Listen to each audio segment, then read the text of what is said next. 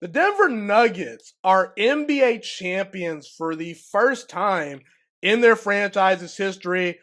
I was not completely surprised that the Denver Nuggets won the NBA championship just because Nikola Jokić is an awesome player. I felt that he was overly criticized by winning back-to-back MVPs of recent. He didn't win the MVP this year. That obviously went to Joel Embiid. Many people thought that he should have been a three-time MVP. That's a debate for another day. But personally, like I said, Nikola Jokić is amazing. They were the number one seed.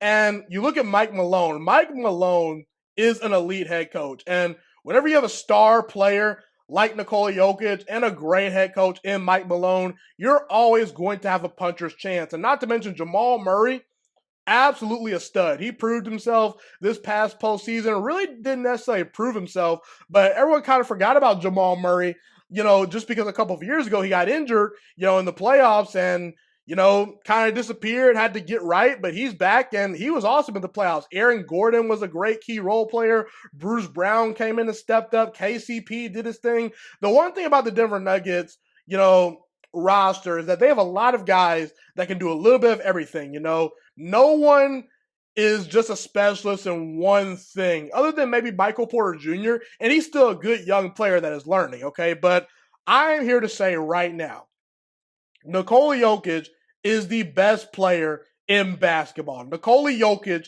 is the best player in the world. Right now, Nikola Jokić is a certified all-time great. He's a top 25 player ever, guys. Listen, we can talk about the David Robinsons of the world. We can talk about the Patrick Ewings of the world, even the Charles Barkleys of the world. I got a lot of respect for those guys, but respectfully, Nikola Jokić just surpassed those guys. Those guys, he's bumped them over.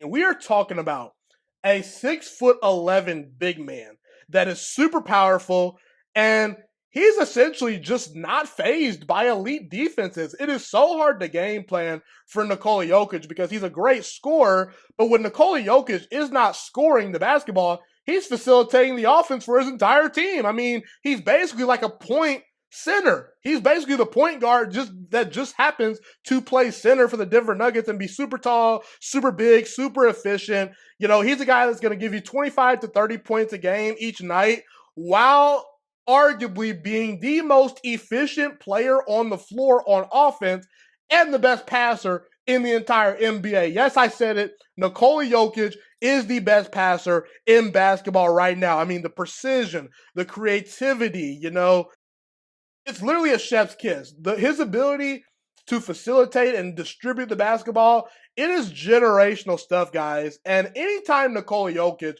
has the ball in his hands, I feel like something is going to go right. He's one of those rare players where anytime he touches the basketball, I feel like he's going to make the right play. He's going to make the right decision. He's either going to score or he's going to create offense and make the right play for his teammates, And everyone talks about his defense. Nikola Jokić has improved tremendously as a defender over the past couple of years. And Denver, during the postseason, they were a very good defensive unit. And they just won the championship. So is Nikola Jokic's defense really that much of a liability when his team was able to play elite defense when it matters in the playoffs? Everyone said, oh, can't win a championship with Nikola Jokić because he's a liability defensively. That's no longer the case, people. Nikola Jokić, very much like Stephen Curry, has improved his defense tremendously, where both Jokić and Stephen Curry both kind of came into the league as unique players that weren't very good defenders, but they learned, they grew, they bought in on that defensive end, and they got better. And Jokić has a very good high basketball IQ. So just his awareness alone really helps him on the defensive end, and he's a big body. Like, it's kind of hard to get around him, if he really decides to, get in front of you and things like that. But yeah, I mean, Nikola Jokić, two-time MVP in the regular season, could have won 3 straight MVPs. I will not be shocked if he wins another MVP or 2 by the time his career is over. He's an NBA Finals MVP, nearly averaged a 30-point triple-double versus the Miami Heat. I gotta say, he's the best basketball player in the world. He literally has nothing else to prove at this point. And you can say, oh, what about the other guys, Jamon? What about Giannis?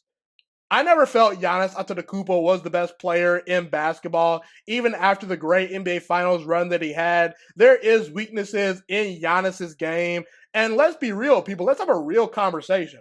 The Milwaukee Bucks had a winning record this season without Giannis Antetokounmpo. And we saw Giannis in the playoffs versus Jimmy Butler in the Miami Heat. He was running from the free throw line. I get it that Giannis has won a championship, but we've seen Giannis, be slowed down versus Kawhi Leonard and the Toronto Raptors. We've seen him get slowed down by a great Miami Heat defense that can kind of build a wall around him. It's much easier to game plan for Giannis compared to a guy like Nikola Jokić. That's my personal opinion, and I believe it's the right opinion. You can talk about, what about Stephen Curry? Stephen Curry is just a little bit too small for me.